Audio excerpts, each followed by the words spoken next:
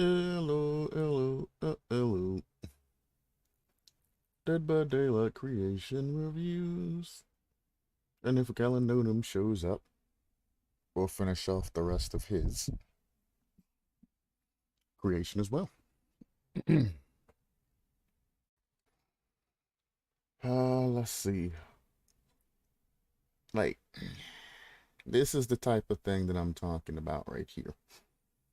26, released 2. 27th, released another one. 28th, released another one. Every single one of these that they're releasing is short as fuck. This is the type of thing that irritates me. Having a lot of posts isn't worthwhile. This is bad. Take all, and it's just, it keeps going and keeps going and keeps going. Take all of your posts and consolidate them into one post and release that shit at the end of the week. Like, the tupla, inhuman. The tupla, human. The tupla, inhuman. Like, stop. Just stop. You're flooding the creation forum with trash. Mods, you should be taking care of this. Like, Jesus Christ. I am tired of seeing this person's name. As a matter of fact, if the mods won't do it, I'll send a comment.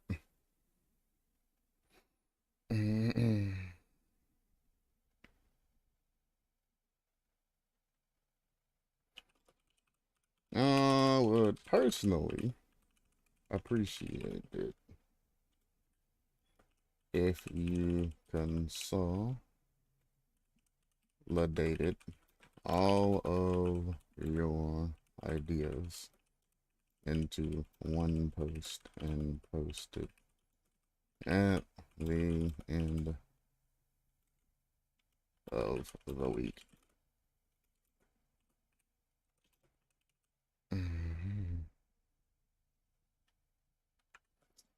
It's your life, however, but it's easier if it's all in one post instead of like then. Please / thank you. You. No, I'm not gonna ask in a respectful way. This is about as respectful as you'll get for somebody that's spamming the goddamn forum.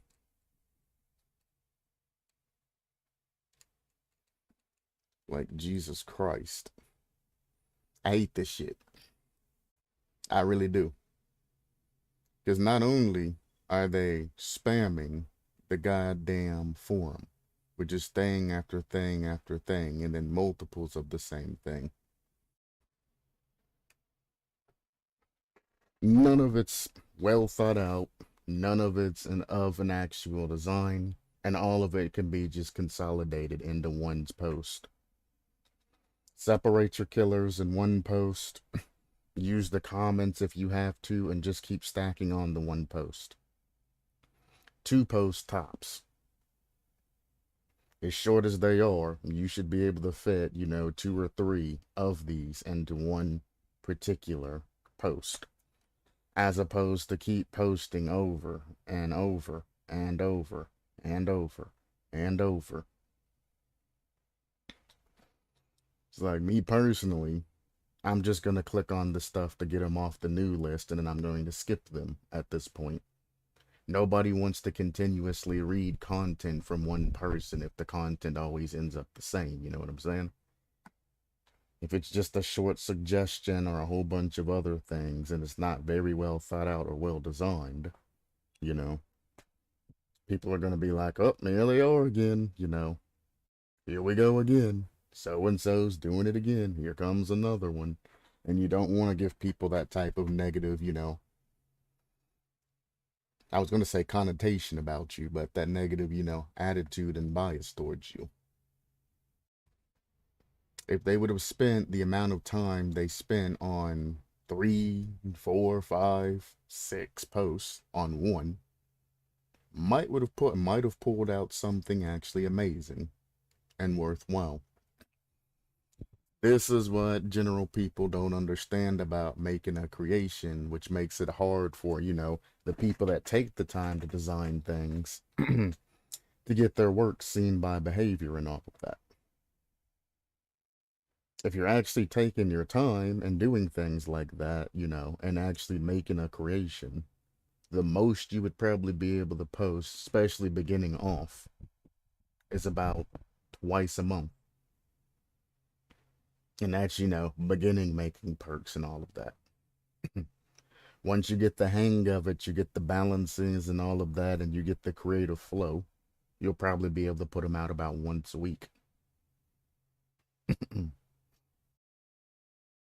Then once you become, a master of it, and you have basically a template set that you just go off of, and can just adapt to, over and over and over and over, then maybe you can get a, creation out within 8 to 10 hours of your time.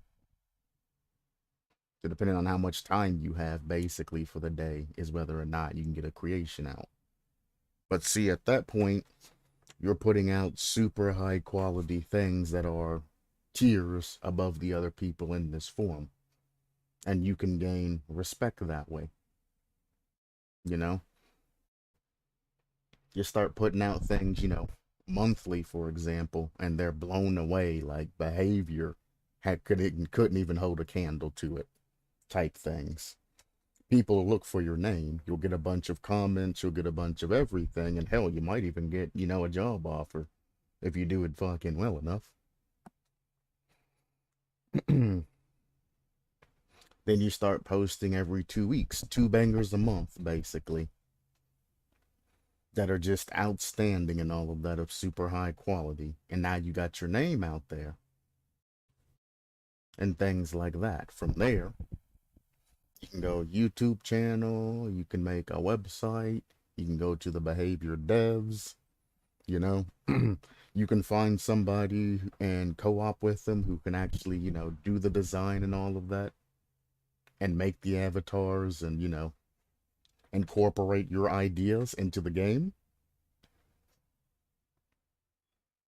Because there is somebody that made a spring trap design, for example, and there's a live video up on YouTube. You can get a hold of that, get his sources, co-op with them, and start making, your own incorporated mod system. To where you can make essentially my alternative killers idea, but it would just be a separate mod, separate from the game completely, that you can just, grab your friends, load up a program, and then go. Like, for example, the custom maps with Rocket League. There's Baki's mod, which has the rocket launcher, which allows you to play custom maps with Rocket League. Make something like that for Dead by Daylight that has custom killers, mod, shit like that. And you can either release it for free, or you can release it for, money and make people pay for the shit. It's your creations. If you do release it for money, I mean, you're going to have to pay, the engine makers and all of that shit a royalty, but that might not be that bad. Then you could have people using outside influences and all of that, outside killers and things like that designed, and you can force behavior to either take action and shut the program down completely, which would be a very huge negative backlash to the community and would completely ruin them. Or they would have to open up and, allow it to happen. Then we would have a civilian created, or player created, I should say, workshop. You could play new killers and all of that aren't implemented into the game, and you can have a fun time changing it up. From new killers and all of that can come new maps as well, because that YouTube video has a new map and a new killer. You can get a hold of sources. You can give them the creation to make, all the details and designs and all of that you need, the basis of the killer. Somebody can come out with the art and shit like that. Somebody can create everything. Somebody can program the killer. And then somebody can create a map or design a map or somewhere around there. And then all of that can be released together. And they can be like a small little dev team of creating assets and things like that. Open your own website and bada bing, bada boom. Make people pay to have access to your website, so you're not necessarily selling your tools. You can just have like a monthly subscription plan or something like that. If you want a loophole, so you don't have to directly sell artwork and all of that, you can sell a subscription. And there you go. Profits. Profits, profits, profits. Or you, like I said, you can make a website like Waki's Mod, for example, and release it all in tandem and for free. Your name gets out there. You're well known. People look you up. If you make videos on everything, you know, you can get the interest rate and all of that of people up. You get a survivor squad together, probably of the devs of the project. Have some fun games, show some new killer abilities, get the community's content and curiosity peaked, and get their interest in it, and then continue to push forward and onward. Originally, that's something that I was particularly looking for.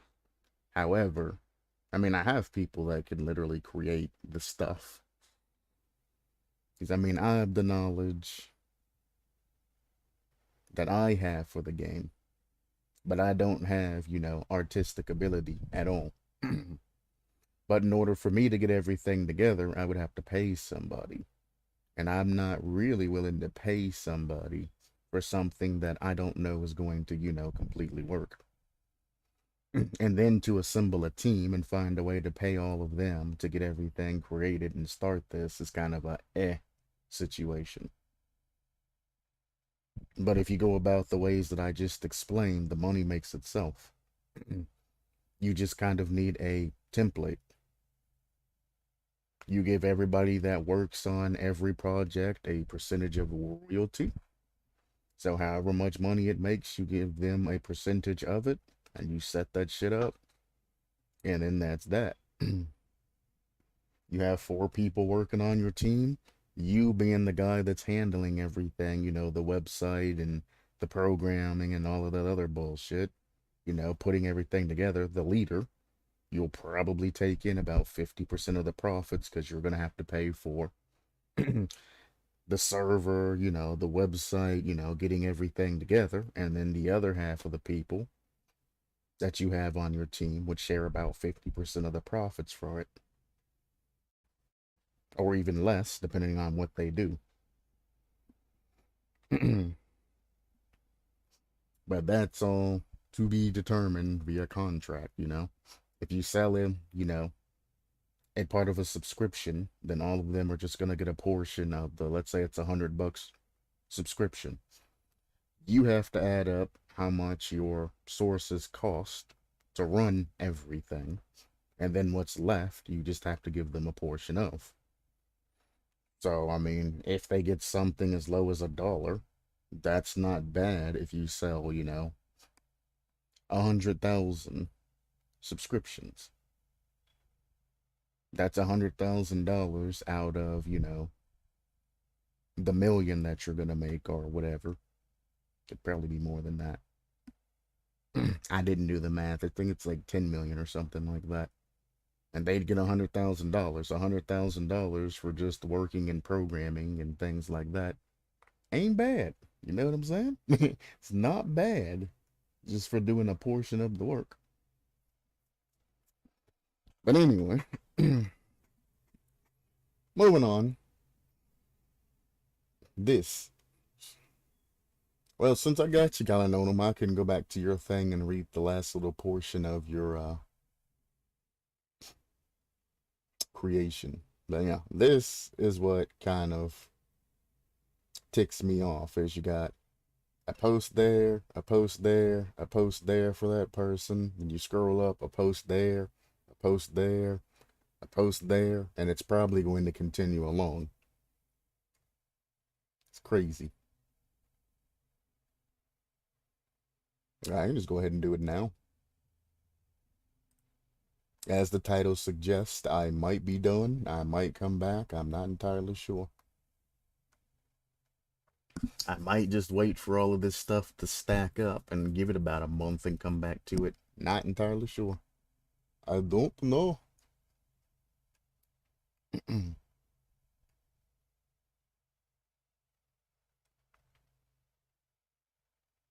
All right. Survivor. Dario Broadbeck. Survivor lore. Female nurse. Hi, my name is Victoria. It's my first day here. Male nice. Nice to meet you, Victoria. My name is Dario. Possibly a review break. The doctor told me to ask you for help. Could you show me around this hospital? Sure, no problem. So I heard you are freshly out of the nurse school, or firstly out of nurse school. Gotcha. Yes. After a lot of suffering, I managed to get the degree finally. Ha, it won't get any easier. Don't worry, I'll manage. Besides, I heard that working in a psychiatric hospital is not as bad as it seems. Hell, that's a fucking lie. Working in a psychiatric hospital is fucking hell. But, they prefer behavior wards.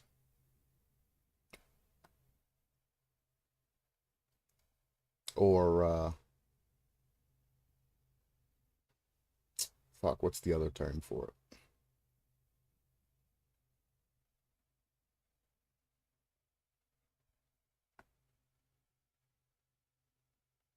There's behavioral hospital, and then the wing, they call them behavior wards. And they, what's the third term for a behavior hospital?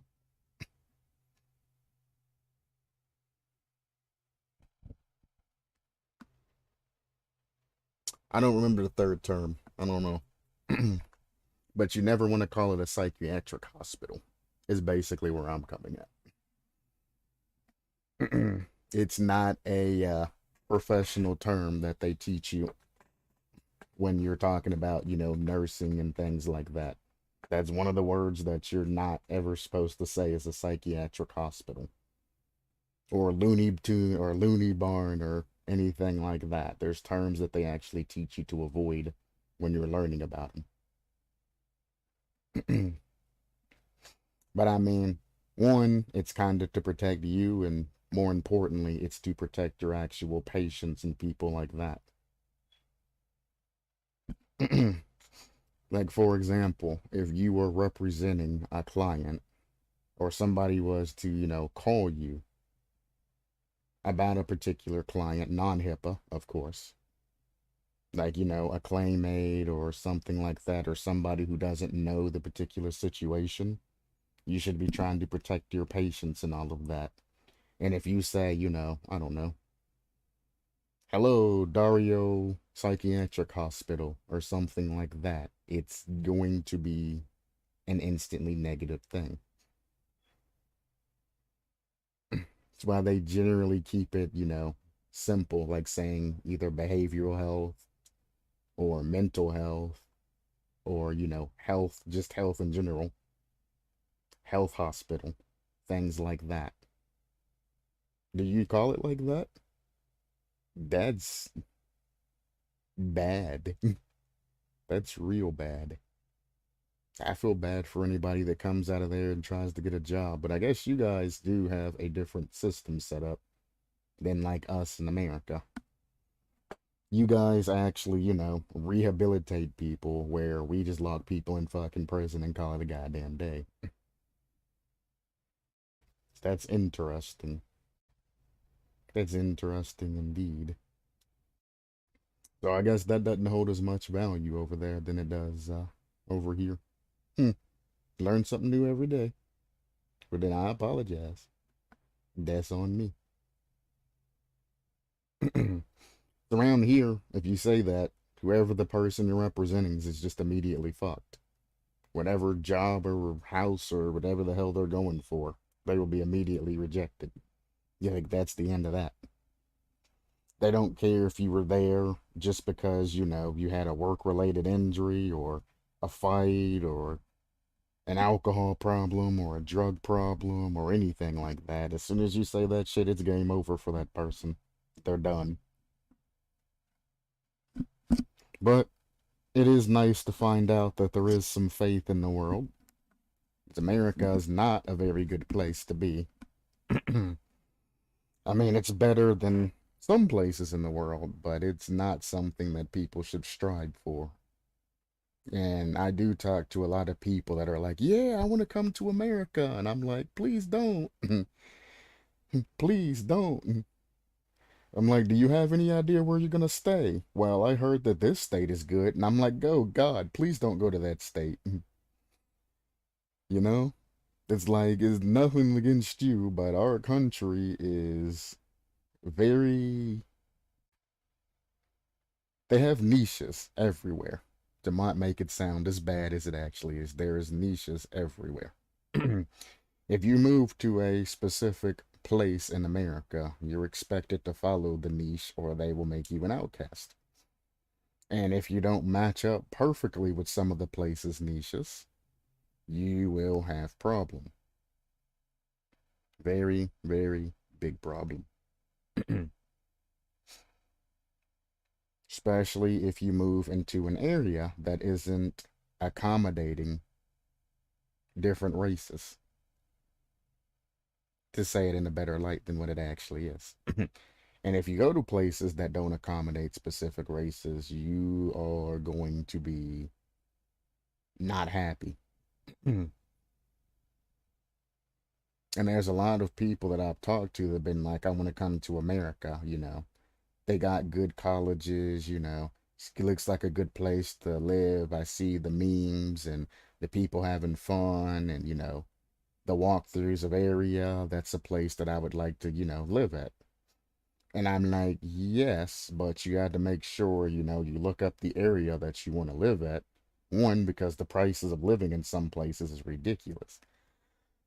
But two, some places you just aren't going to be able to live. Like, for example, if you wanted to come over and live in Chicago, for example, Chicago is a very violent place. So, if you move to Chicago and you end up getting robbed or killed or shot or something, it kind of is what it is.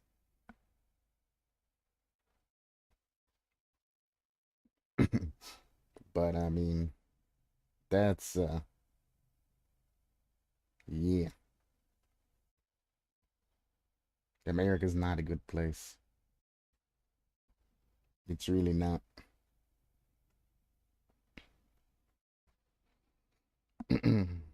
You don't really, well, basically, if I had to name America out in 3 words, I would say capitalist, hierarchy, and bandwagon are the 3 terms that I would give it.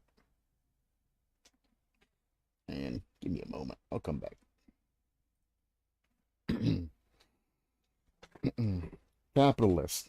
Everything that is done in America is for money. Is basically money. That's it. Money makes the country move. Money dictates whether you're in trouble or not. Money dictates whether you're going to have a happy life or you're going to spend your ass working every goddamn day, 365 days a year with barely any time off. It's all money.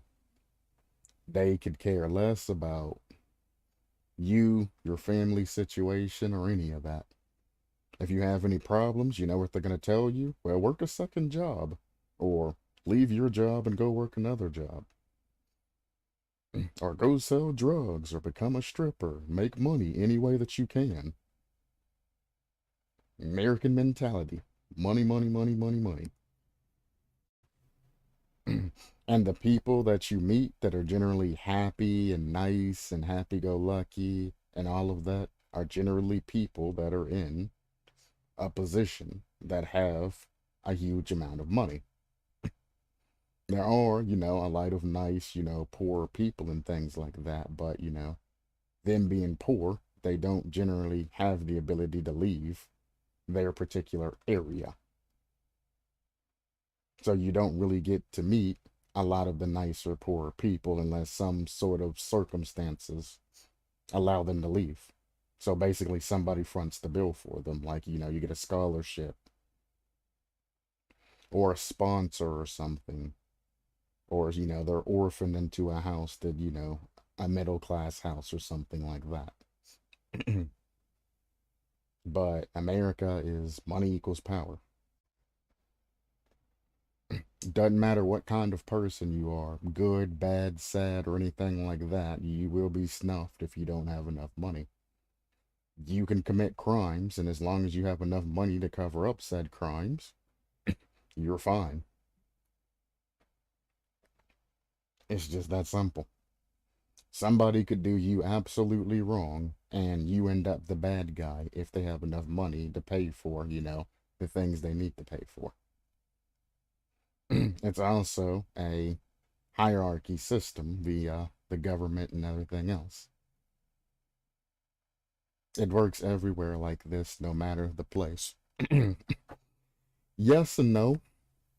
Money does drive a lot of things, but it's a lot different in America than it is other places. It's hard to understand, There's always going to be corruption and things like that, rich nobles and poor peasants and things like that. But it's like America just has this. Like when I say everything is done for money, everything is done for money.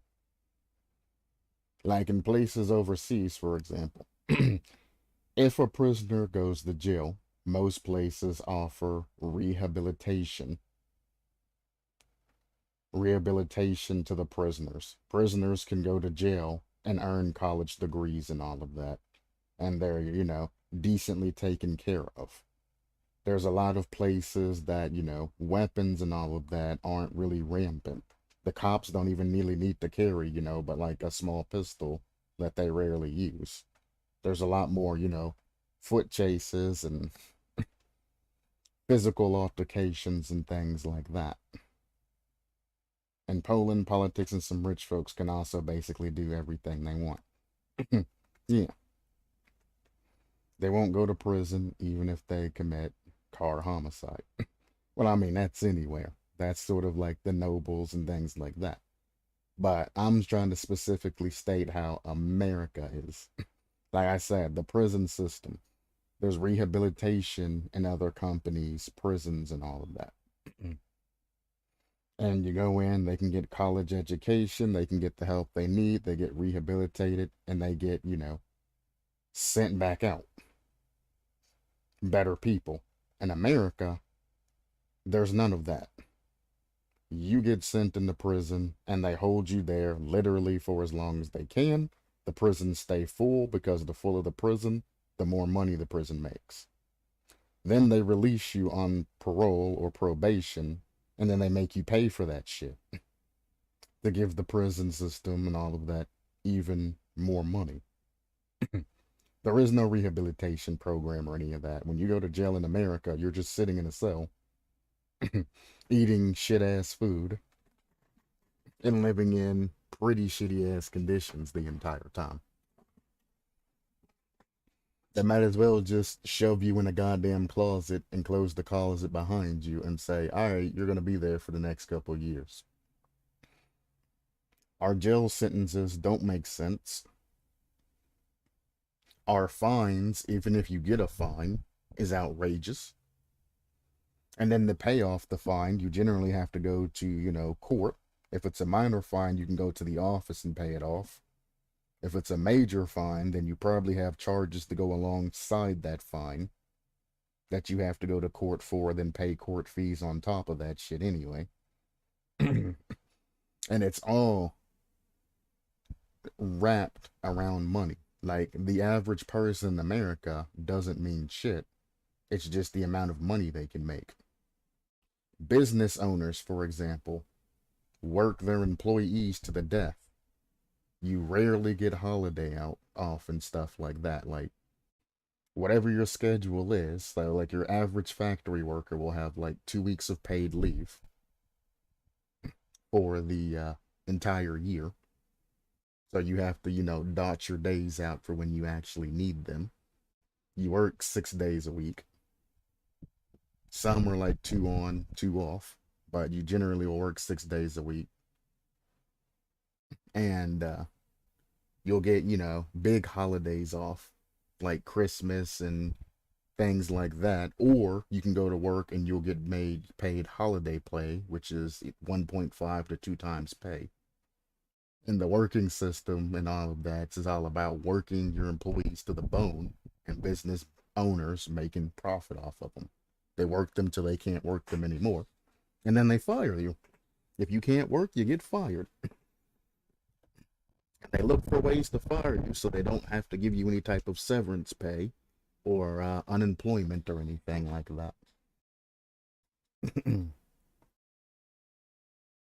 We call greedy, arrogant bosses ass Genesis. Pretty terrible place to work in, but still you get some holidays because there's a law to guarantee it. Yeah, that's the thing. I mean, we technically have laws in place, but nobody ever follows them. They're not pushed like they should be. Now, the people that are like, higher up and they have the better paying jobs and all of that, some get cush schedules that aren't that bad. Some get, super terrible fucking schedules and they're just nonstop working. Then, because everything is based off of making money and spending money and all of that, people end up wanting more recreation in America because they're deprived of it. So they end up spending way too much money than they can. If I'm going to work all day, you want to come home to a nice house, you don't want to be living in, a trailer or something like that if you're working every day of the year, you know what I'm saying? And spending, 10 to 12 hours a day.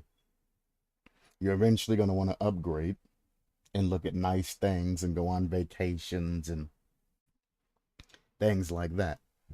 I'm not saying living in a trailer is bad. I'm just saying, you're not going to be wanting to do that if you're spending most of your time working. Because there's some people that spend more time at their damn job than they do actually at their home. And it's crazy. Yeah, we have been mating the tools and they exploit those tools as much as they want without any remorse. Basically. That is basically it. And it's sad. Well, actually, the sad thing about it is they're able to do that because we allow them to. It's that simple. It is that simple. If the workers got together and said, fuck you companies, I'm tired of being worked to the bone and not getting, my just desserts. You're going to give us this. They would have no choice but to. None.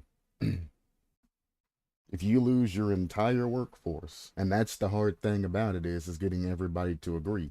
Because the people that have put in the time, who's made it to the better positions that aren't doing a lot of work, are like, why would I give this up?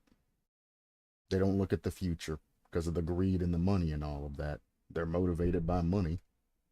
But if the entire workforce of a particular company or as the entire workforce as a whole said, we want to be treated better or we're not going to do our jobs anymore, the government and the law orders or the law makers and the business owners would have to change. They'd have no choice. They'd have to change. The problem is, there's people that would love to do a job and they would take considerably less money to do a job. Somebody sitting at an office approving things all day, getting paid, $20 an hour, says, fuck that, I ain't doing this till I get, more days off. Somebody do that job for like 10 or 12 bucks every time. Because it's better than the shit that they're doing. And then society's surprised that suicide rate grows higher. I personally do not have any will to live, but somehow I'm trying the best till I can. Well, I wouldn't go as far as to say not having a will to live. But you do stop by the streams and all of that. And you still seem like an alright guy. I don't know you personally, but you seem alright. I'm not gonna say you're a saint or anything like that, but you at least seem alright. Everybody has skeletons in their closet, but as far as I know, you ain't went out like one of these dumb motherfuckers shooting up schools and shit like that just 'cause they can. Robbing banks and just killing motherfuckers, fuck it, I feel like killing somebody today, and just woke up and just decided to slaughter an elementary school or something. So, I mean, you're at least alright. Yeah, nobody is a saint, but sorry, what was that word? Which word? Can you type it? Which word?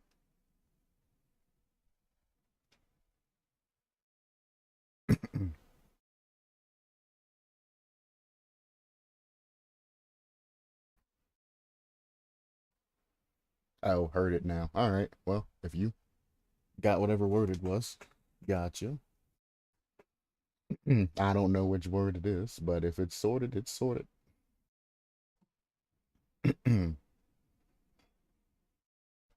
But it's just that type of thing, For the most part, you can get a feel of how a particular person is, even if they're putting on a hardcore mask and they act completely different in public than they do, when they're at home. If you're an evil and wicked person, it's going to be easier. People will just have that instinctual, I just haven't heard. All right. Really? All right. All right. It's about the same as saying okay. It's just an affirmation. All right. Okay. Yes. They're all similar. Interesting.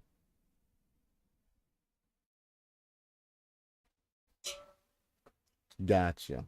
Oh, I understand what you mean. All right. All right. Yeah, we're on the same page. Gotcha. Yeah, I know what it is, but I haven't heard it. I thought it was another way. Yeah, yeah, yeah. We're on the same page. I got you.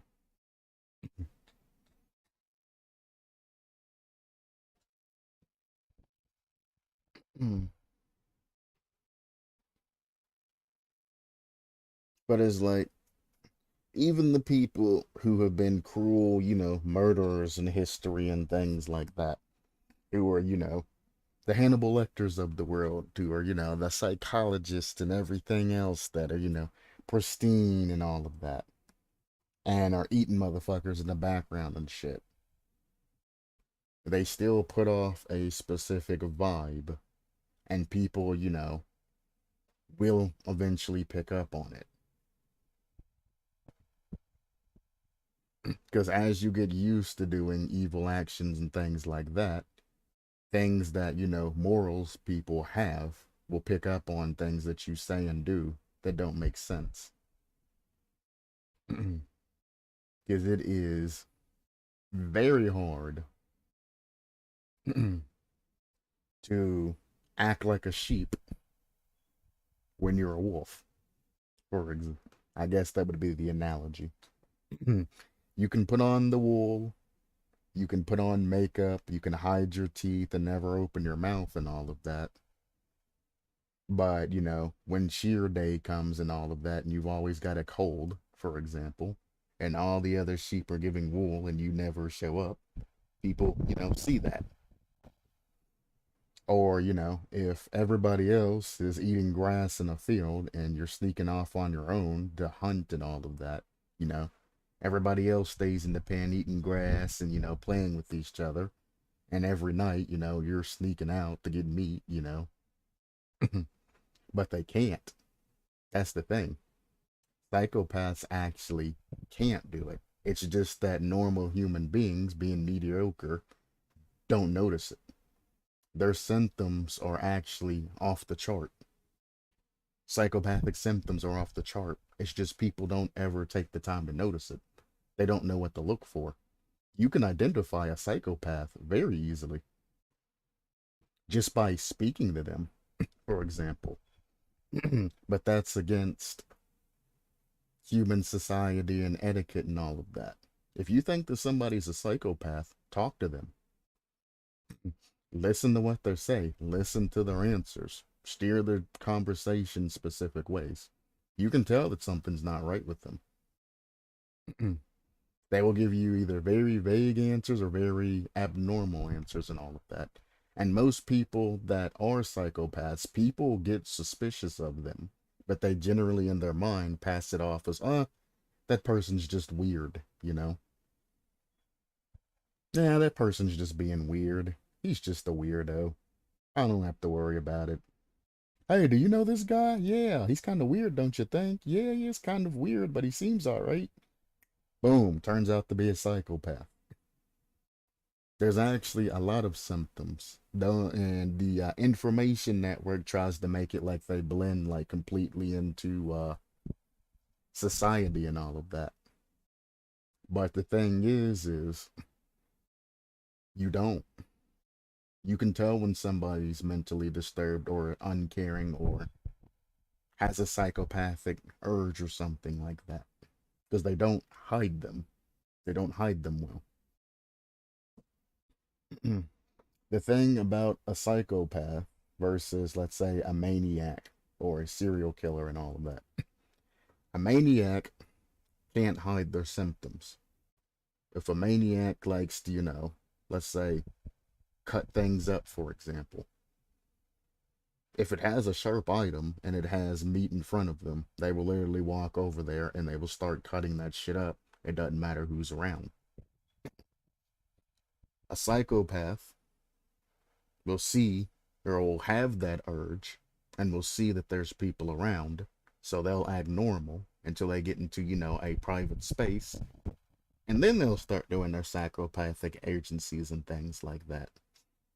However, on the same thing of talking about cutting meat and all of that, let's say you go on a hunting trip with them or something like that, and you're killing the animal and all of that, and you're like, man, I don't really like skinning shit, and they start going into detail about it. I don't understand how to skin that shit. Can you show me? And as you start talking about it, they start going into like morbid details and things that a normal person wouldn't go into. Most people skinning, you just shove the knife in, they teach you where to cut and they teach you how to harvest the meat. If the motherfucker's going into detail saying, you need to cut this shit this way, or, you won't be able to savor the precious meat and, all of that shit, and they start, super detailed, saying things that really ain't necessary to like skinning and processing the meat and all of that. And the things that they say, aren't adding up to what a regular person does. And then it strikes you as weird and your instincts start kicking in. You can tell. Now, there are introverted psychopaths and there are extroverted psychopaths as well. Because, some of the people that are, the leaders and all of that are extroverted and all of that, and they have the brain power to manipulate people, can be psychopaths. Very neurotic psychopaths. And they're hard to see because people respect them. The more you respect a person, the more you will look away from the things that they do. Just like the more you don't know somebody, the more you'll look away from what they do. If you see somebody on the street, doing something weird, you just say, oh, that guy's a fucking weirdo, and you continue to walk on. Nobody ever stops and thinks, what's that dude doing over there? What's wrong with him or anything? It's like, no, he's a weirdo. I'm gone. The introverted psychopaths won't ever show you anything about their personality at all. Just like a regular introvert. They're harder to pick up on. But as you said, can you pick it after a one conversation? Generally not. Can you pick up whether you like a person in one conversation? I mean, can you pick up their personalities, their attitude, their likes, and everything like that? No. You can't ascertain a person from one conversation. No. Now, there are exceptions, obviously, if they just committed a crime or something like that. A sociopath, sociopath, for example, won't care. Or somebody who's mentally disturbed or all of that won't care. They know they're caught, What did you do? I went to the kitchen, I grabbed a knife, I shoved it in his throat, I twisted it, and then I sliced down. Is the answer you'll get from somebody who's a sociopath. They know they're caught. They know they're not going to get out of the situation. They know they left evidence. When they killed this person, they already knew the outcome of what's going to come from that. So they'll just come clean and admit it.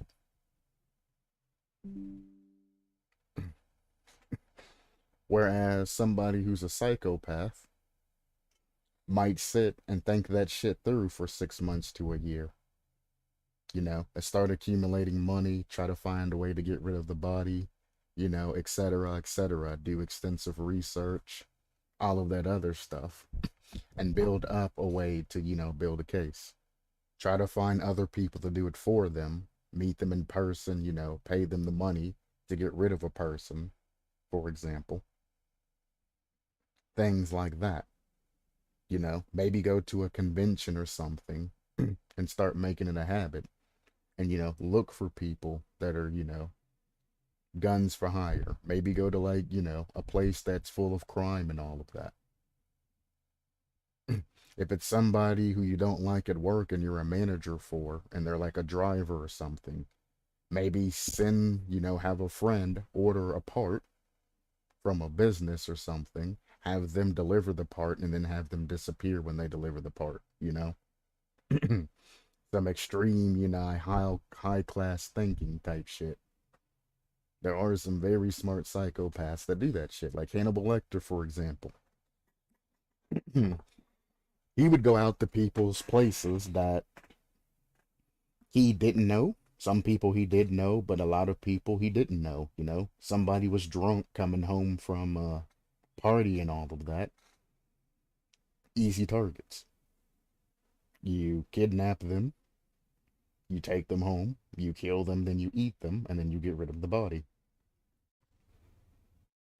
He had a lot of financial backing and all of that, and he knew how to cut up, process, and get rid of the bodies. So, bam. Somebody disappears from a bar or something like that, shit-faced drunk, and then they end up, disappearing, kidnapped, dead, or whatever. One, they're going to wait a little bit longer just to see if that person, wakes up somewhere, comes in and says, oh man, I was just hungover. So the police are going to wait to see if they show up. Then by the time they're like, all right, this person ain't showed up in, a couple of days, let's do a search, for example.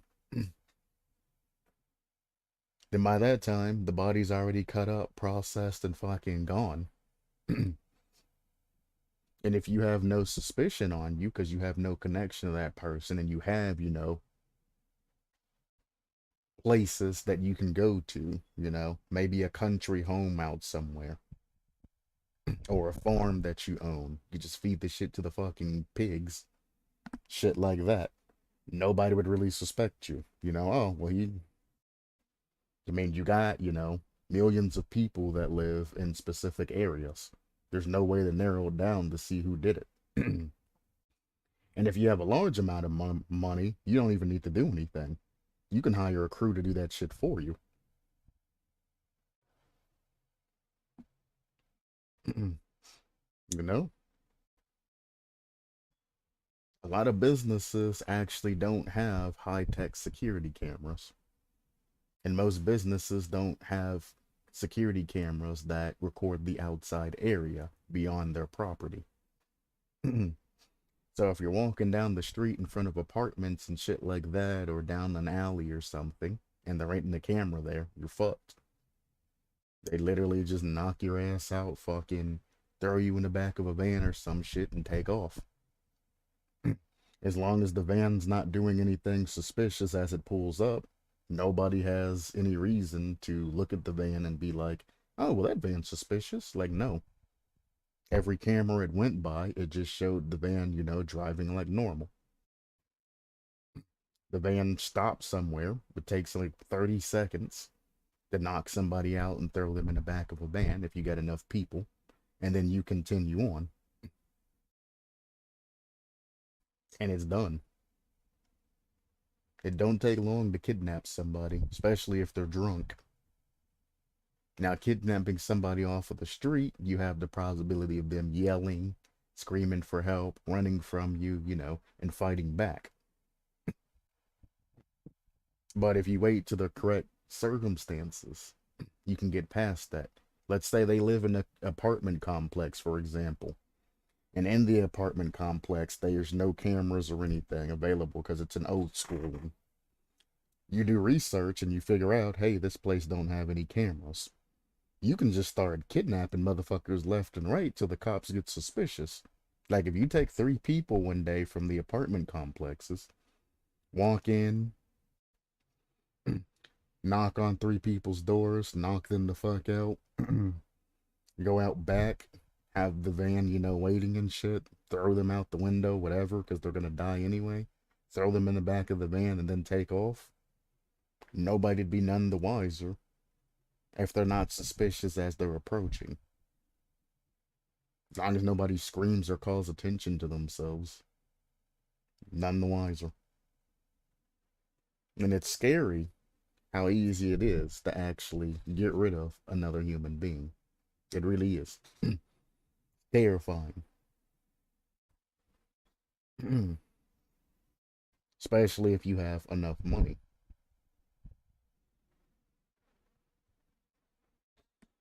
And that's why they tell you online, don't fall for scams, don't give your personal information, don't accept things. Somebody who's a millionaire can have a sweepstake, target you, give you a sweepstake. It can be legitimate. You can go for that sweepstake at, let's say, Cancun or another place that's not in the United States immediately, and then you can disappear. Oh yeah, they went scuba diving and whoop, never came back. Shit, they must have died. Something happened. Shark ate them. Don't know. We haven't been able to locate the body. Little that they know, you were killed and harvested. Human beings are very reliable, and like I said, the average human is mediocre. That means on the police force and things like that, most of the police officers are mediocre. Most of the military is going to be mediocre. The majority of the population of anything is going to be mediocre. Most workers at factory, mediocre. Why are they mediocre? Because you need mediocrity to be the bar to separate the below mediocre and the above mediocre. The bar is always set at average in anything that you do. It's always going to be average. And average is where the majority of people are going to do. Even on a bell curve that they do in school, it's generally based off the top score, and then the average student generally gets an average grade. I personally never liked bell curves. I would rather them use just a universal system, but whatever.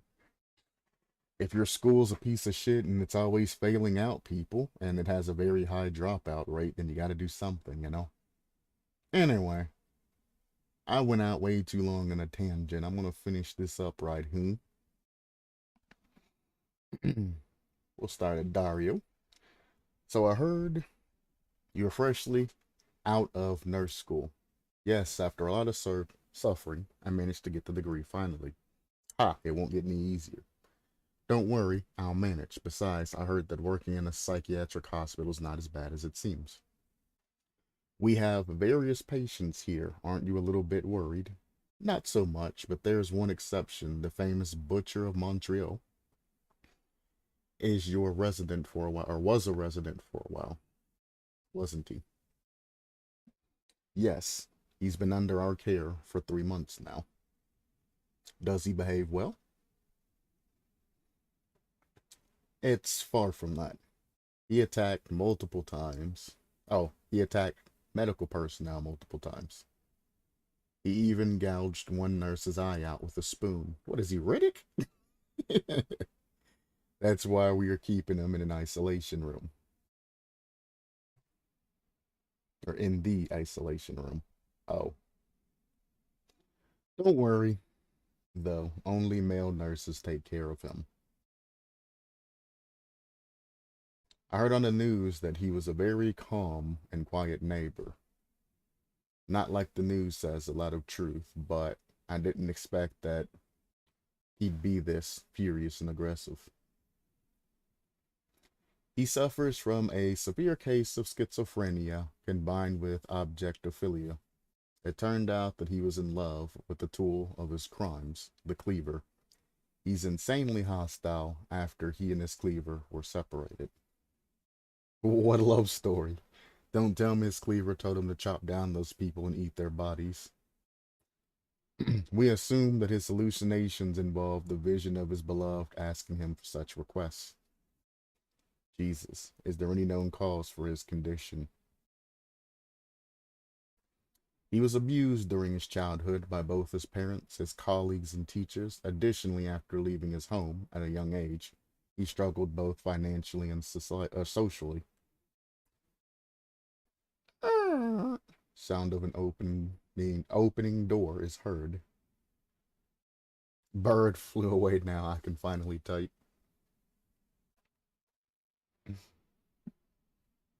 Your bird knows. He knows. If not for the fact he was a serial murderer, I'd feel pity for him. Ha, we shouldn't be too emotional during our shift anyway. Mr. Broadbeck, huh? I brought you your medication, Mr. Broadbeck. With who were you just talking with right now? Oh, I see. Oh. Oh. Oh boy. Well, that's a twist.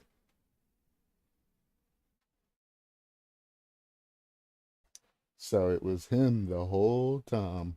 He's lost his mind. Interesting.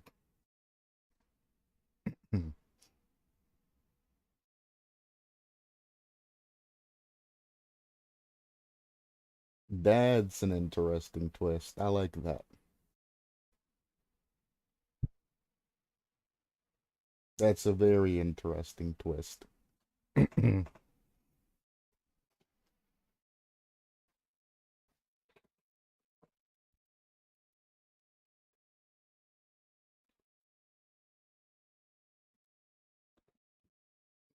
It's realistic too. Because sometimes they have to reassign psychologists and therapists and all of that away from their particular clientele because things like that happen.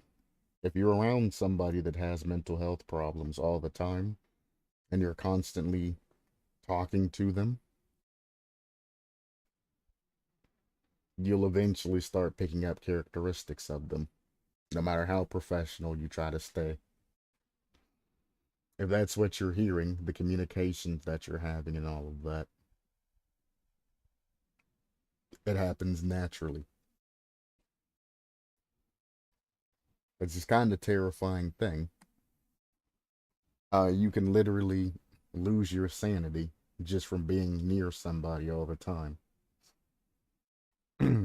That's why you see like people in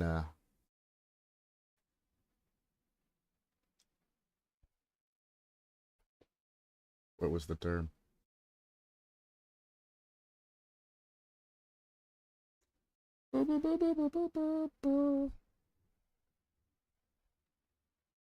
Psychiatric hospitals.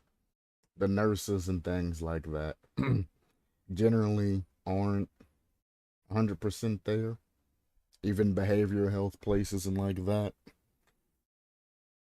And small places, you know, where they temporarily hold people for like a week or two till they get stable.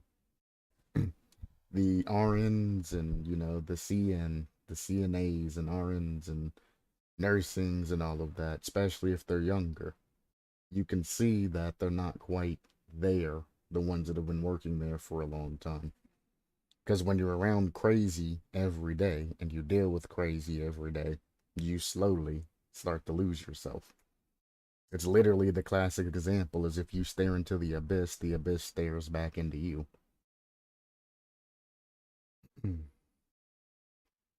Type of example there. It's very interesting. Because I've met quite a few psychologists and RNs and CNAs and all of that. There were some that were, how do I say this nicely? Having sexual intercourse with the patients. There were some that were just batshit crazy and probably would belong with the patients. There were also other ones that were,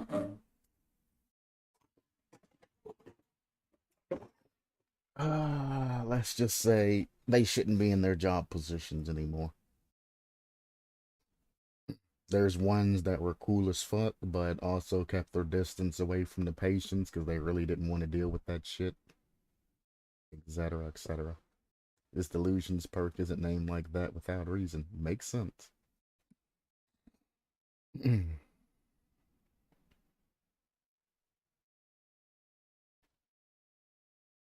Makes sense.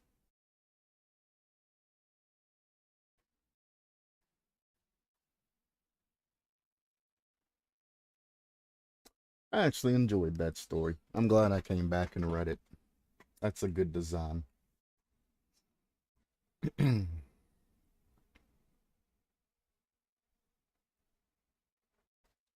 cliched, yes, but I like the design of it.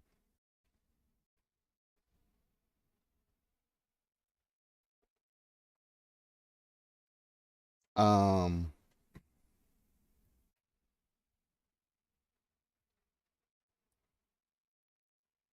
what?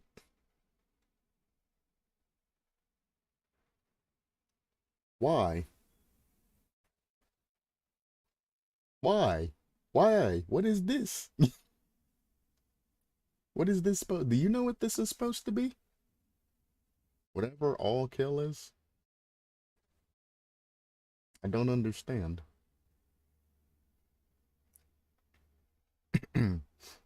Is this relevant to Dead by Daylight?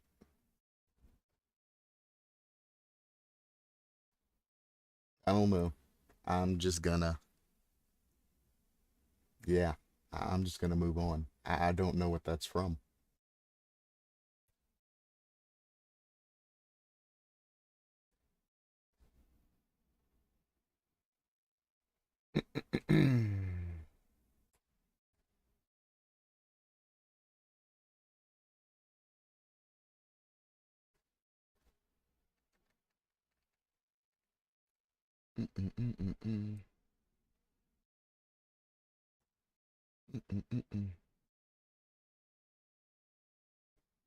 Oh no, you can leave it a psychiatric hospital. If that's what it's called in your homeland, definitely leave it like that. It's fine. Absolutely fine.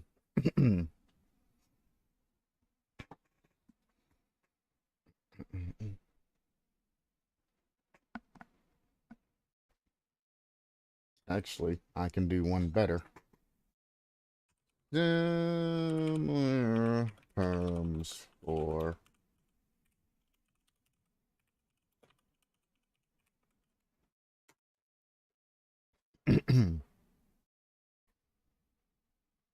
okay, these are just funny terms. Mental institution is good. Like I said, you can use psychiatric hospital. Sanitarium, those are like the out there.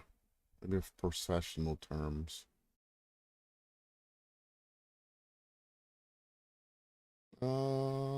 There we go. The politically correct term.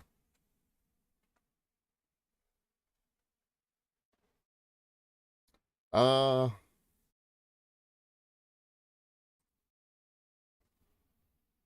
Hopefully this doesn't have anything that's gonna get me banned.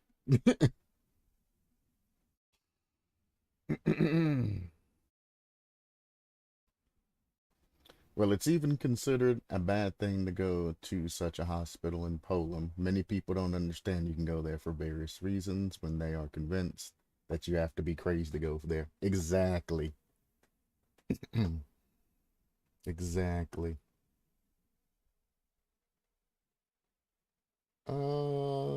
Ba, ba, ba.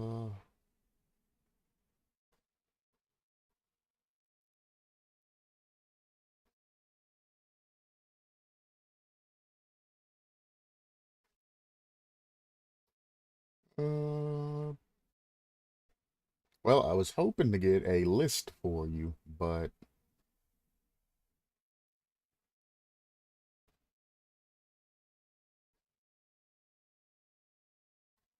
ba, ba, ba, ba, ba, ba, ba, ba, ba, ba.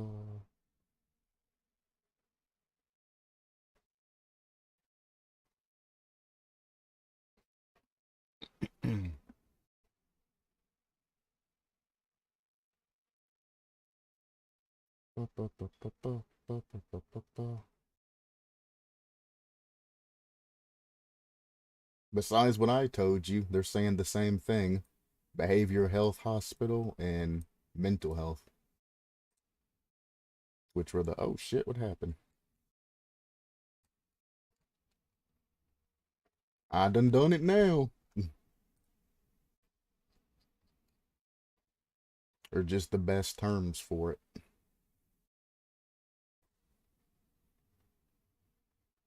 Like I said, you can call it a psychiatric hospital, but that's not the term that you want to use when you're talking about patients and all of that.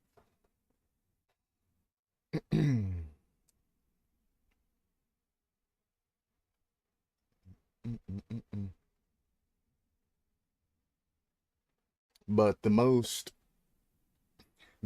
accepted term would be a either mental health hospital or behavioral health hospital would be the most two terms.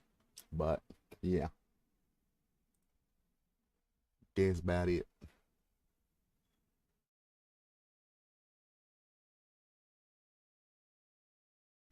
Uh, I was in a psychiatric hospital because of depression at one point, so I know personally how people react about that information, judging from family reaction. I can't get why they want to use, or I can get why they want to use other names.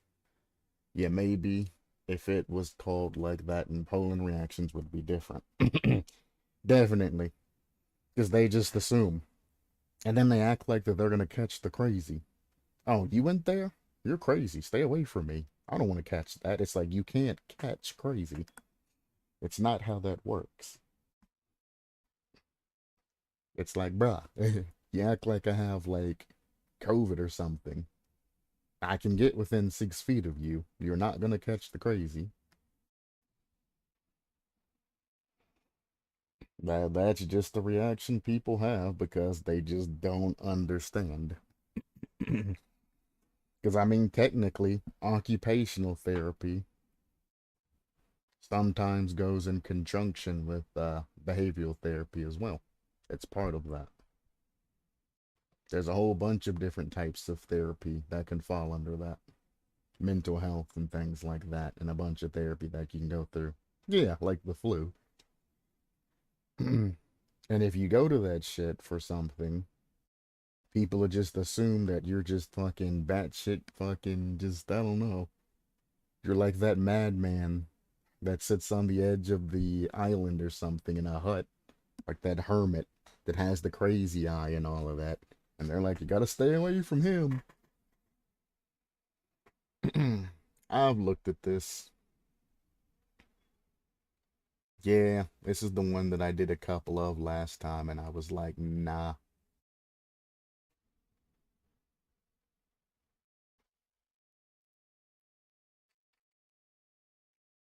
This was not a good balance the first time I looked at them. They're not good balances this time. So I hit the back button. I gotta go here, and then I gotta go to the creations. There we go.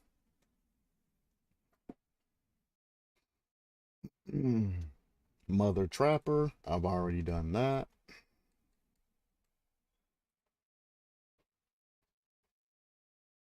The Mother Trapper was the one where that could trap the windows and pallets and shit. New Hex perk idea, countering the boon meta. It's called Hex Undying. Or Hex Undying. Hex Undying. Any survivors that go near a dull totem, their aura is showed to you. It also has the added benefit of protecting your Hex perk. The counter to boon totems is Hex Undying. Simple. If you can see their aura as they're booning up, then you can immediately snuff it after they waste their time, or you can stop them from booning it altogether. I don't know why you're still complaining about boon totems and them needing to be countered and all of that. There's a perk that directly counters it. You don't need any other perks or anything like that. But let's see. Hex Death Trial. An endless cycle of death that keeps your praise forever stuck in their agony. When all generators are completed, all Hex, Boon, and Dull totem will transform into Hex Death Trial, deactivating other Hex perks. When there is still one or more Hex totems activated, exit gates will be blocked by the entity. Survivors will immediately receive the Hex Curse status. If all totems are cleansed before the perk activates, it will not be available. This will counter the current boon meta. Survivor will have two options to pick.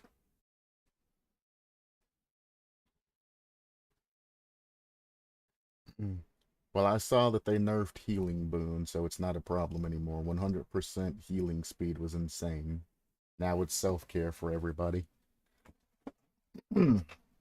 Honestly, I never had a problem with the 100% healing speed. Because, I mean, it just made it to where I didn't have to run a med kit, and if I did decide to run a med kit, I would just do it faster. Because at the end of the day, healing speed is just how fast you do something. It doesn't change the amount of charges or anything like that being used. If it was healing speed and efficiency, that would be something else. But it's just like, oh, I never had a real problem with Circle of Healing. I think it was a good perk, and it should definitely have just been left the way it is. But people complain so much. I mean, when they put the boon totem down, you can hear it when you walk by it. And if you know where the boon totem is, you know that survivors who are injured are going to be heading in that particular direction to heal. So if you run into, let's say, two survivors, for example, and neither of them have any med kits, you hit one and then you chase the other one. You know that the first one that you hit, if you lose the second one and they're a very good looper, or if you down them, you know that particular survivor is going to run over to that area. If you use perks like Nurse's Calling or Hex Undying, you can literally cancel that. They have to be within the area of the boon totem to get the healing effect. So if you have Nurse's Calling, you walk over to where the boon totem is, and then you can literally light up everybody that's healing over in that area, giving you an easy clap. Again, Hex Undying prevents them from putting boons up, because it still takes 14 seconds, which is more than enough time for you to go over and interfere with them. Nurse's Calling stops them as they're healing. And all of these perks to counter all of these effects and all of this already exist in the game. People are just too busy complaining that everything's too OP instead of using their brains to think of a way to counter them. Like, I stood behind Circle of Healing the entire time. When I was playing Ghostface and doing all of those other things, I didn't have a problem with survivors healing. That's not what was losing me matches. It was my own mistakes that lost me matches or won me matches. Like, when you watch Darva play Killer, for example, and he picks up things even when survivors are booning and all of that. Yeah, it's kind of annoying, but I mean, like, if you don't like booning survivors, Hex Undying, you can prevent them from booning, and it gives you a target to go after. And even if you have, let's say, multiple booners in a lobby, you can see exactly where they're putting their boon down at. So if you're chasing somebody and another survivor lights up, you down the survivor, hook that survivor, immediately head over to the boon, snuff that, then head back to the survivor, because they should probably be roundabouts picking them up off the hook, and then continue from there.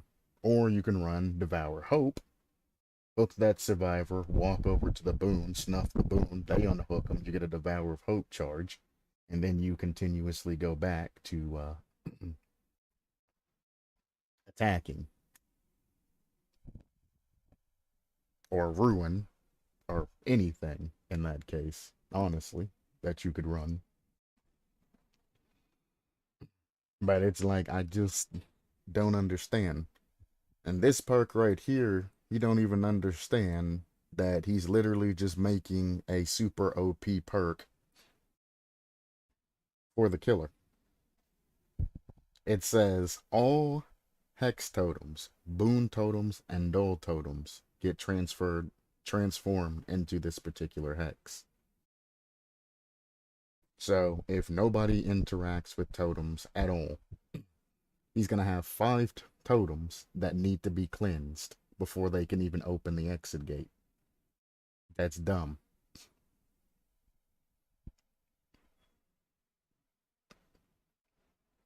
That's 110% dumb. If that's the case, I would literally just ignore hex totems. I wouldn't use any hex totems except for this particular hex. I would leave all of their boon totems up, and I wouldn't worry about cleansing them. And I wouldn't do anything to dull totems either. I would just play this on like a Bubba or somebody who has like the insta downs, and I would just take my time throughout the trial downing people. Honestly, you would only need just this one perk and you would be getting dubs easy. And I would just walk around downing everybody with chainsaw, getting whatever hooks I can, and if they do complete the generators, golly gee, whoops, they still have to cleanse all the rest of the totems in the map. And he didn't even think about this to even try to balance it and say, you know, something like, you know, survivors can see the auras of all the totems that are remaining. Or, you know, protecting the survivor while they're cleansing a totem, or, you know, anything like that. He didn't even think about the survivor. He literally scaled it just to the killer. And this is the type of perk being implemented that I can't stand.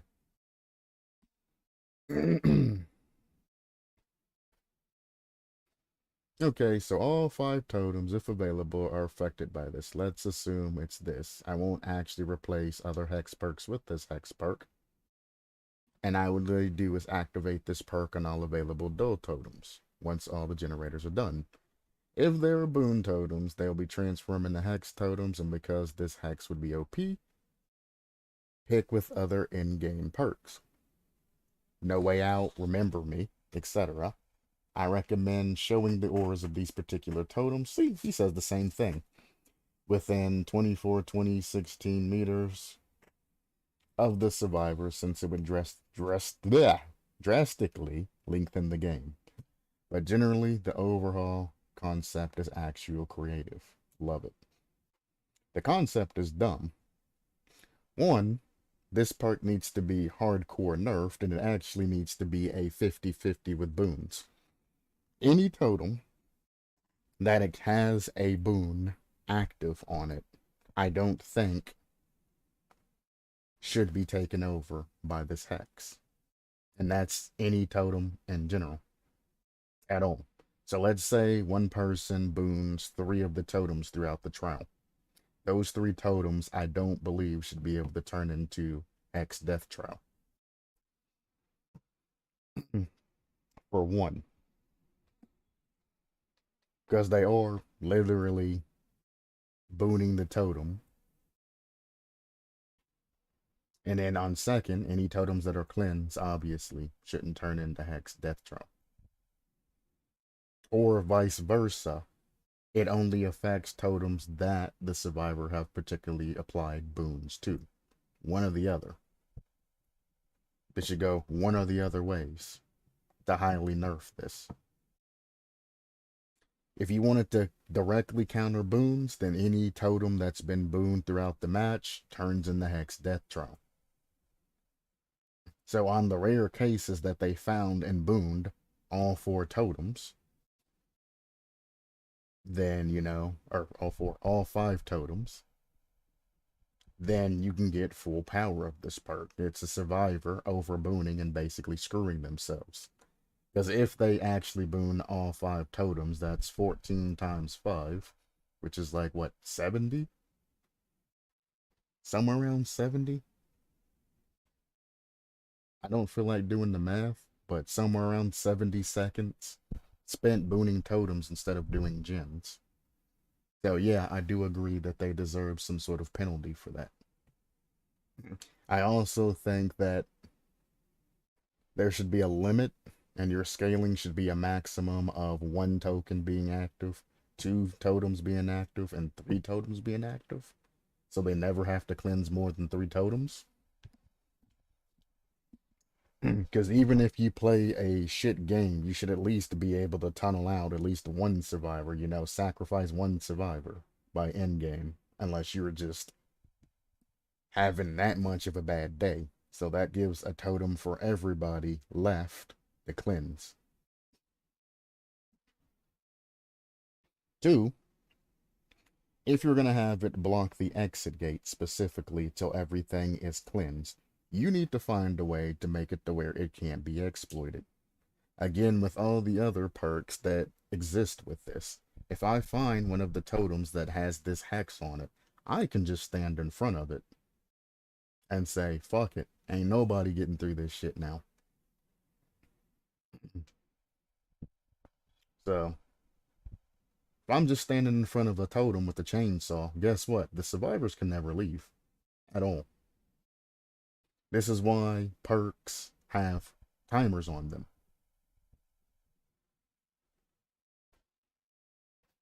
So it's hugely and can be exploited. And that's something that this person right here didn't even think about. Why not just stick your fat ass in front of the damn totem and then stop anybody else being able to interact with it and just downing everybody that comes near it? It's a very bad idea to have this specific system set up. And every time somebody tries to bring a thing that counters boon totems, they always go to the same thing, and it always ends up being the same problem. And I always end up pointing it out. I like seeing the auras within specific meters of the totems, because that makes it fair for the survivors, but there should also be limits on the activation numbers of totems. Then he has to find some way to make it to where it's not exploitable. You can make it simply, you know, any survivor that's within X amount of the totem's range are immune to damage or anything and can't be interacted with. So you would have to catch them before they get to the totem. And then you would probably have to give them an endurance status effect after they complete it. So the killer can't just take them out after they get done. So you're going to have to be looking at, heavy explosives. You're also going to have to make it to where the killer no longer is basically an object. They'd have to be incorporeal so the survivor can walk through them and work on the totem and all of that. So that's the only way you'd be able to implement something like that, or you would have to prevent the killer from walking within the radius of a particular totem. However, if a totem's put in a position that's fucked up and a killer jumps down and can't escape the area, they'll just be trapped within that specific bubble and won't be able to escape the area. Then the survivors can literally just stand there teabagging and shit till the killer rage quits. Or they can do every other totem and stack exit gates and have somebody do the last one.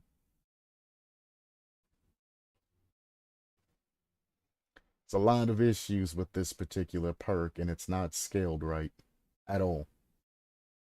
That's why none of these ever work. Nobody actually thinks about it. They're all killer-sided every time. I'm a killer, man. Boom, totems are shit. I'm gonna buff myself. I'm not gonna help the survivors at all. Next comment.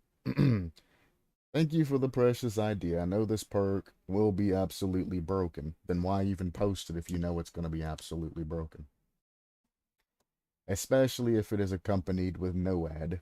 Well, no ad wouldn't work. Or 3 to 5 stacks of Devour. That would literally not work. You stated up here that deactivate other hex perks. Right there. An endless cycle of death in all of this. When all generators are completed, deactivate other hex perks. So as that gen pops, all of your perks are deactivated at that time. That's the end of it.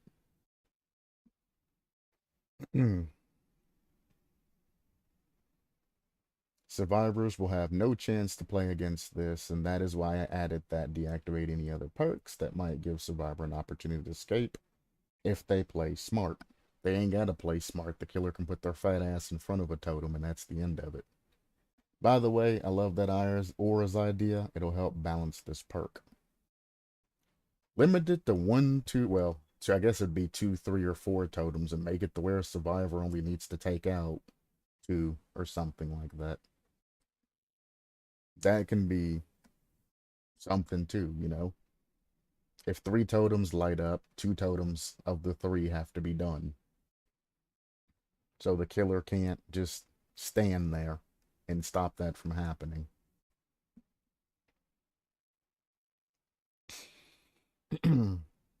200 perks teach me the creativity while making new fan-made chapters. While reading this, I try to improve on the ideas. Since his contradict his post. Use X actually, let me just copy and give him a copy and paste here.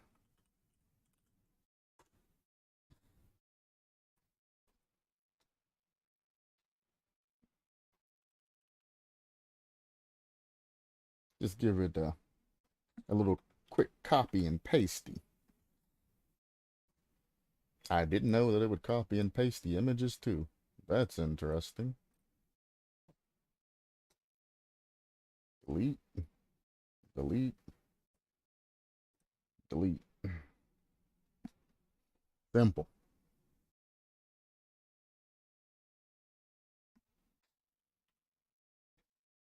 Hex which maintains the Val power to flow throughout the trial. The auras of survivors within blah blah blah blah blah are revealed to you. When another perk's hex totem is cleansed, it transfers blah blah blah blah blah blah blah. Yeah, I know, right? It won't even make it to the post. Mandy will be like, oh, I've been waiting for this for a long time. He's always talking shit to me. Banned. Banned, banned, banned, and banned. He posted an image and didn't put a source? Oh, he's done.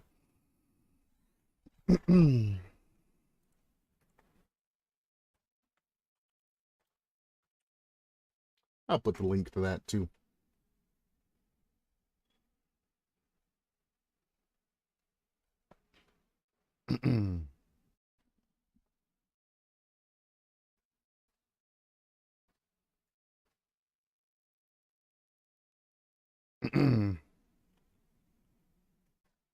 No, no, no, no.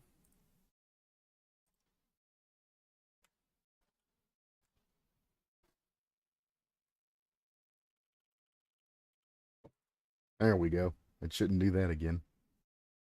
And that was like 10 hours ago. I know, right?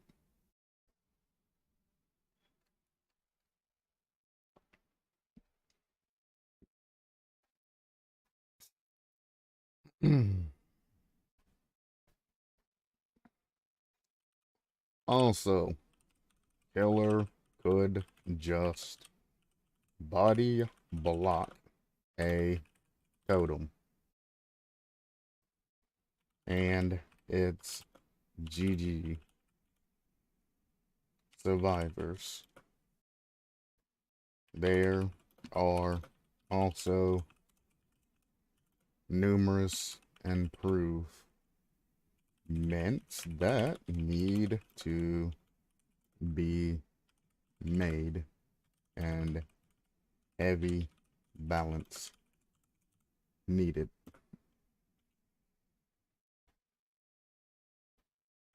I ain't gonna be nice. I suggest taking more time thinking about this perk before you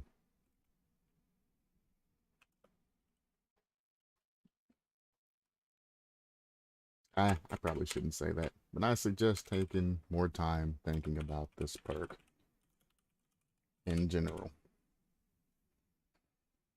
I'm not going to be completely a jackass, but I'm kind of going to be a jackass. So there you go. Use Hex Undying. It shows all of that. Website I got it from. And then the killer can just body block a totem and it's GG survivors. There are also numerous improvements need to be made and heavy balance needed. I suggest taking more time thinking about this perk in general. There you go. I'm not nice, but I'm also not toxic in my post.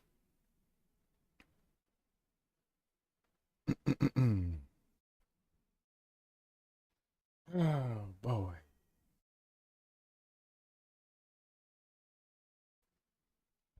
I want to know how so many people can keep posting ideas like this, but none of them have any type of brain capacity to think that why don't the killer just sit in front of the hex totem? You know, nobody ever thinks of the exploits that can happen, like the obvious ones. I understand some perks, there's some things that you just couldn't really think of. And you're like, well, damn, you know, I never really thought that this could happen. I understand that happens all the time, and that's fine. But this is like the 5th iteration of this perk that I've went over. And each one has had the same exploit of the killer just sitting in front of the totem. What happens if the killer just body blocks that shit?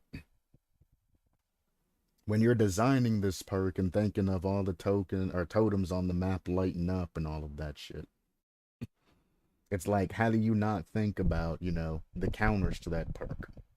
How can this perk be countered? The obvious counter to that is just somebody putting their fat ass in front of that totem and preventing it from happening.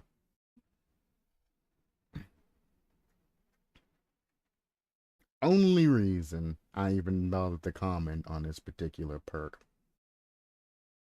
is because I know I probably won't be doing a lot of long or elongated or long Dead by Daylight reviews for a while. That's the only reason why I commented on that.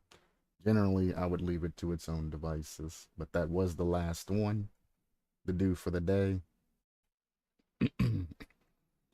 So I gave him a little bit of a push.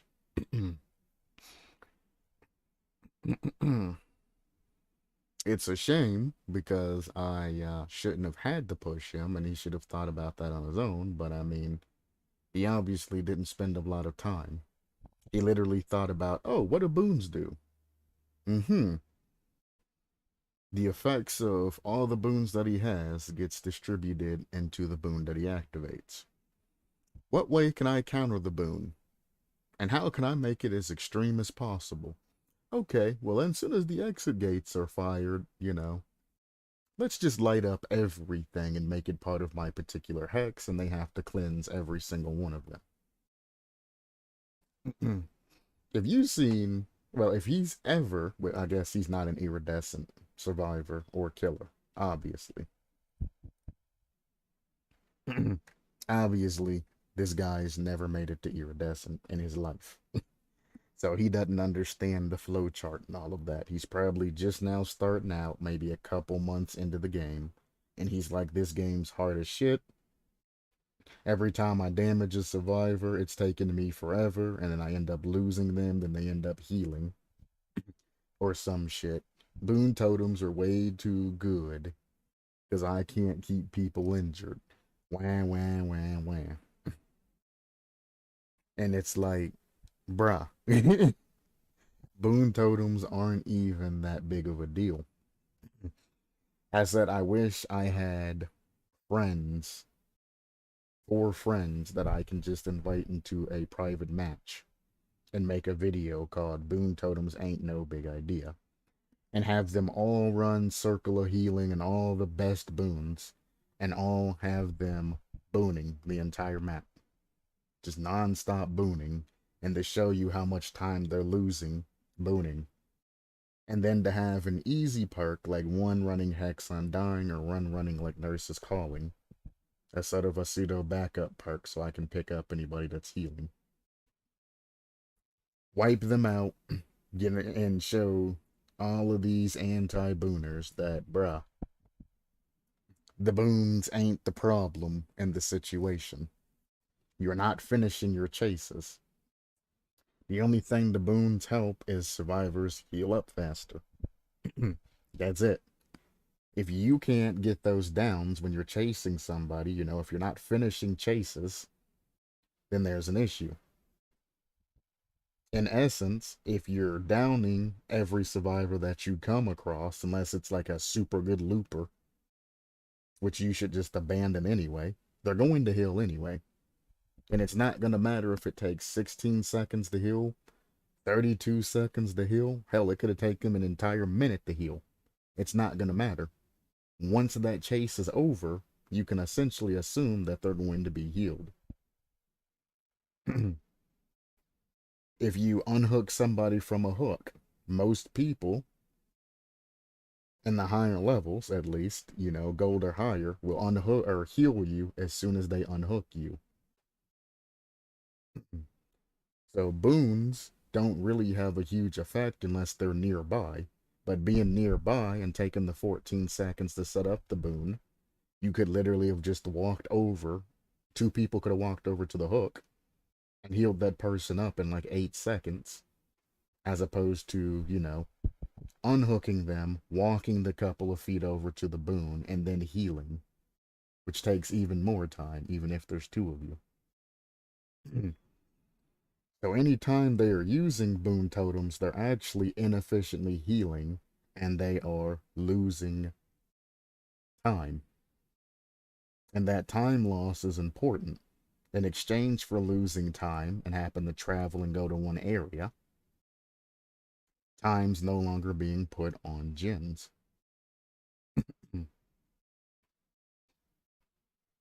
That's why boon totems aren't that powerful. If somebody at the start of a match spends 6 seconds, to walk over to a totem, and then 14 seconds booning a totem at the start, one, it's in an area to where, a random area where they spawned at. And 2, that's 20 seconds that could have been put on a gen, already gone. That's 25% of a gen that can be completed that you've just wasted. And if the killer is running Hex Undying, for example, and they wait for you to pop the boon down, and then they walk over and snuff it, that's 20 seconds wasted, immediately gone. It's like, yeah, you can put that shit down, and I'll wait. And as soon as you get that boon done, I'm gonna walk around the corner, I'm gonna slap you, and then I'm gonna snuff the totem, and then I'm gonna chase you, and then I'm gonna down you. Or the killer could just ignore them and remember the place of where the boon is, because that survivor's not working on a djinn, so they're not an immediate threat. You walk over to another survivor who's doing, a djinn, you interrupt them, you get them with the bada bing, bada boom. You down them, you hook them, you walk over to the boon totem, you snuff it, and then you go after another survivor. Survivors generally they stay near the djinn where they boon. So you already know where that survivor is. Then again, if you don't want to run Hex Undying, then just run Nurse's Calling. Nurse's Calling has a huge range that if you walk around the moon area, you will pick that person up. It still takes 16 seconds. And if it's nerfed, like you said it is, it's going to take 32 seconds. But it's still going to take them 16 seconds without a medkit. And if they do have a medkit, it's going to take them 16 seconds any goddamn way, even if they're not in the circle of healing. It decreases it to like what? I don't think it decreases it to 8 seconds, but it might decrease it to 8 seconds at 100% speed. So let's just say 8 seconds. But they already had the medkit anyway, so they were going to get the huge healing buff regardless. This is also indicative to add-ons and everything else being thrown onto it. So it's like boon totems ain't doing anything that, people in the regular game can't already do.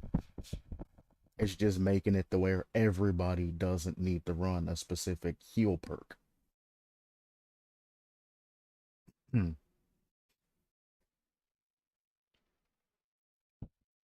But I mean, I don't know. I guess I just see things in a different light. Maybe I'm the contrarian in this specific situation. And I'm not seeing the huge OP boon situation. Because like I said, my playstyle and the killers that I use, boons don't affect me at all. I've been playing the game for a decently long time. I mean, I've taken a long extended break off of Dead by Daylight, and I'm back to being rusty. However, I've never gotten into a game to where a boon totem's been the one thing to prevent me from winning. Ever. Ever. And when I say ever, I mean ever. Since they've been implemented, I've never had a boon totem be the thing that cost me a match. Now, I've been with gank squads, and I've been looped the ever-living fucking hell out of and shit. Where, I was like, fuck it. I ain't gonna be able to come back from this. This dude's looped me for too damn long. I've had that happen, and me not be able to down and, not using the proper fakes and all of that. And have been outplayed, and that caused losses. But a boon perk or a boon totem's never done that to me. Not once, and probably won't ever, unless a new killer comes out that's slow as shit. But I mean, like, plague counters boon totem. At least the circle of healing aspect. Play plague. You'll never have to worry about healing ever again. You know what I'm saying? I fucking hate plague. Absolutely, positively can't stand her. But still, play plague. It's a problem to everything. Play Bubba. Play Hillbilly. If you want to be the stealth aspect, play Ghostface or play Michael Myers. Play somebody who can get the exposed status effect or get a very quick down. Or somebody who can apply the broken status effect. Play Legion. and just run Nurse's Calling, because you can give them the deep wound status effect, and then they have to heal twice.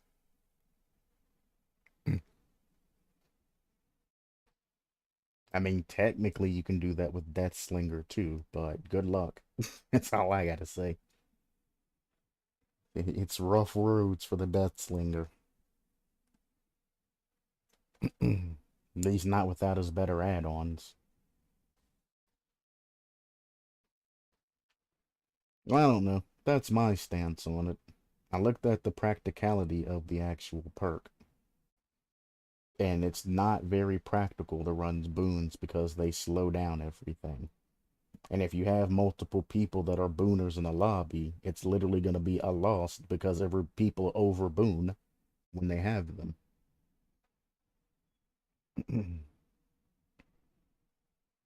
And also, if you know that person's booning, you know they're running only 3 perks on top of the boon. So, there's that as well.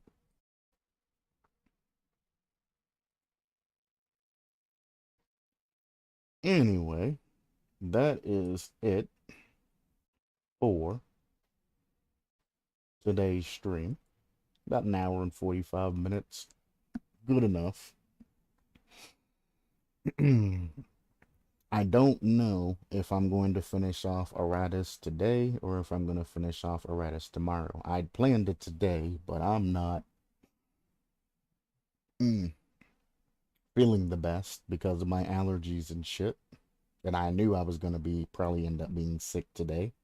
Because anytime somebody cuts the grass or I go outside into the grass and all of that shit, I end up feeling sick as fuck the next day. So, I mean, it's no surprise. But I may do it just to get it out of the way. Or I may wait till tomorrow to finish off Eratus. Either way, I will be finishing it for sure within the next couple of days. And then beyond that, I don't know what I'm going to do. I have nothing planned. Rocket League is getting old. And I really dislike the community nowadays, and it makes me not even want to play. So, I mean, I can't even guarantee that I'll be on playing Rocket League. So, depending on what I decide, this could be the end. This could be an extended vacation or break. Or this could be 1,001 other different things. However, from the point that I started to the point that I am now, I do appreciate anybody stopping by. Galanonim, Aaron, Critical Fish, you too, especially you, Lee. I know you love the lurk, things like that. I appreciate y'all. Anybody to stop by out of curiosity, whether you've been there for a couple of seconds or you stayed for a full session. Alia, I appreciate y'all stopping by. Even the people who didn't stop by, I still appreciate you too. And as always, supplement your lifestyle. And I may or may not see ya next time. Happy life, happy times, brothers, sisters, and others, depending on how you want to identify yourself nowadays. Peace.